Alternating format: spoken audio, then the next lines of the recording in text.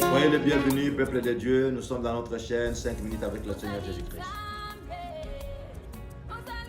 Nous sommes dans notre thème sur la conscience. C'est la clé du savoir du bien et du mal. Comme l'avons dit au début dans Genèse 2, verset 15, dans le jardin d'Éden, il y avait un arbre de vie et l'arbre de la connaissance du bien et du mal. La clé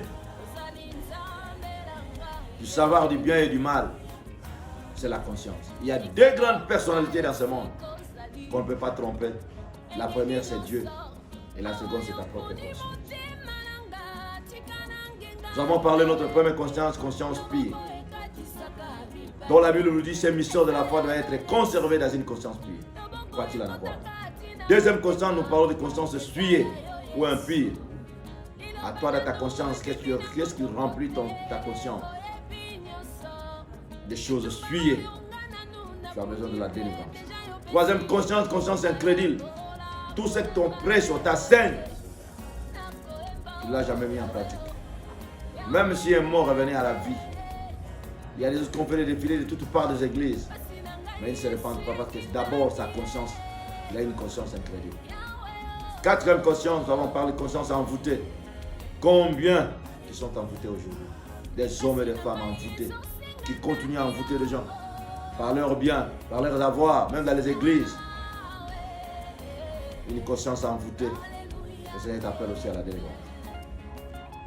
C'est le bon moment. Le Seigneur revient bientôt. Où passeras-tu ton éternité? Avec quelle conscience?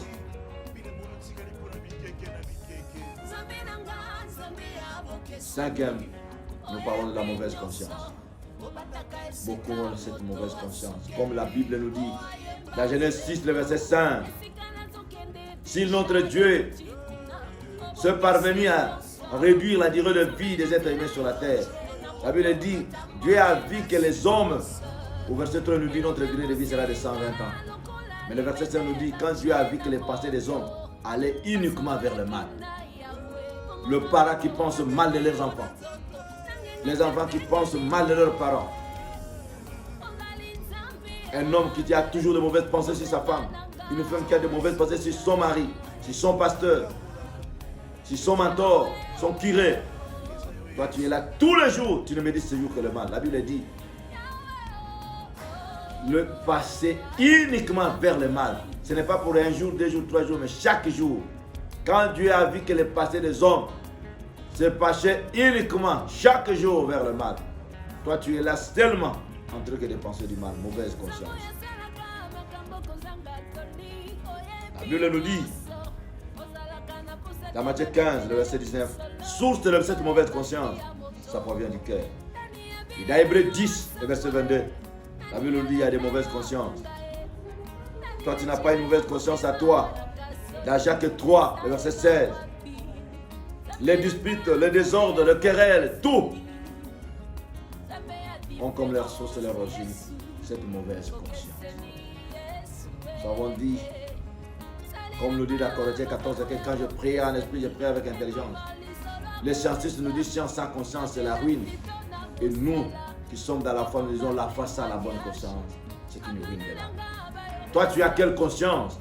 Moi, j'ai quelle conscience? N'as-tu pas une mauvaise conscience à toi? Tu as toujours un esprit de supériorité, complexe de supériorité.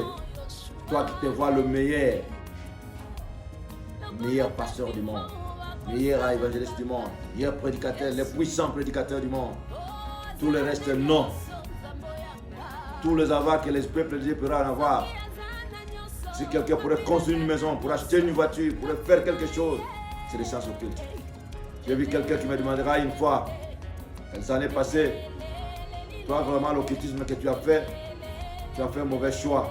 C'est seulement de retenir des versets bibliques, mais de ne rien avoir comme fortune. Moi, je vais me mettre dans l'occultisme, de recevoir, d'avoir des passages bibliques, mais de ne pas avoir de richesse. Les gens pensent uniquement vers le mal. Quand on se voit avec une sœur, on se voit avec une maman, les gens pensent toujours au mal. Et bien c'est comme je le vis avec tel. Il a donné ceci, il a donné cela. Comme il a tel et tel, X, Y, c'est qu'il y a quelque chose qui se passe. Mauvaise conscience. Hébreux 10, le verset 22. Nous devons chercher, nous qui sommes appelés enfants de Dieu, que la mauvaise conscience puisse se déplanter. Ce qui amène des désordres, ce qui amène de querelles à nous qui sommes appelés. Cinquième conscience, la mauvaise conscience. Voilà, nous pouvons répéter quelques mots. Première conscience, conscience pure. Deuxième conscience, conscience impurifiée. Troisième, nous avons parlé de conscience incrédule ou envoûtée. Et quatrième, conscience envoûtée. Et maintenant, nous allons parler de la cinquième, c'est la mauvaise conscience. Que le Seigneur vous bénisse.